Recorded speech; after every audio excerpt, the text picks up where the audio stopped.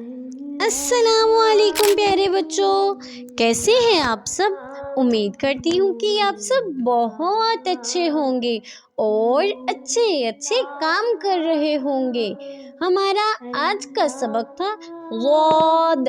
ٹھیک ہے پیارے بچوں، تو آج کے سبق میں ہم سیکھیں گے ضاد کا مخرج کیا ہے، اس کو کیسے پڑھتے ہیں اور یہ کون سے حروف میں سے ہے، اس کے اوپر جب کوئی حرکت آ جائے تو ہم اس کو کیسے پڑھیں گے، اور اگر اس کے بعد حروف مدہ آ جائے تو اس کو کیسے پڑھا جائے گا۔ ٹھیک ہے پیارے بچوں، تو چلو چلتے ہیں اپنے سبق کی طرف۔ تو سب سے پہلا سوال ہے کہ غاد کا مخرج کیا ہے؟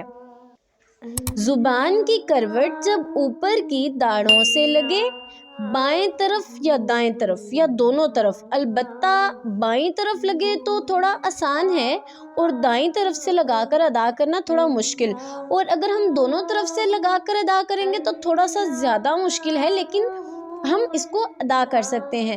ذرا زبان لگائیں اپنی داڑھوں کی طرف، دونوں پہ لگانے کی کوشش کیجیے گا۔ ٹھیک ہے پیارے بچوں، ایسے غاد۔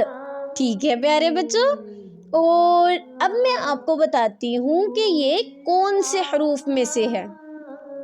یہ حروف استعلا میں سے ہے، یعنی موٹے حروف میں سے۔ ٹھیک ہے پیارے بچوں، اور اس کے بعد ہم پڑھیں گے کہ غاد کے اوپر جب کوئی حرکت آ جائے تو ہم اس کو کیسے پڑھیں گے۔ غاد کے اوپر جب کوئی حرکت آ جائے تو ہم اس کو نہ ہی جھٹکا دے کر پڑھیں گے اور نہ ہی زیادہ کھینچ کر پڑھیں گے۔ ٹھیک ہے پیارے بچوں، تو اس کے بعد ہم چلتے ہیں ہم اپنے اگلے سوال کی طرف کہ اگر غاد کے بعد حروف مدہ آ جائے تو ہم اس کو ایک الف کے برابر کھینچ کر پڑھیں گے، یعنی لمبا کر کر۔ تو اب مجھے دیں اجازت، اب ہم ملیں گے اگلے سبق کے ساتھ۔ تب تک کے لیے پیارے بچوں اپنا بہت خیال رکھیے گا۔ اللہ حافظ۔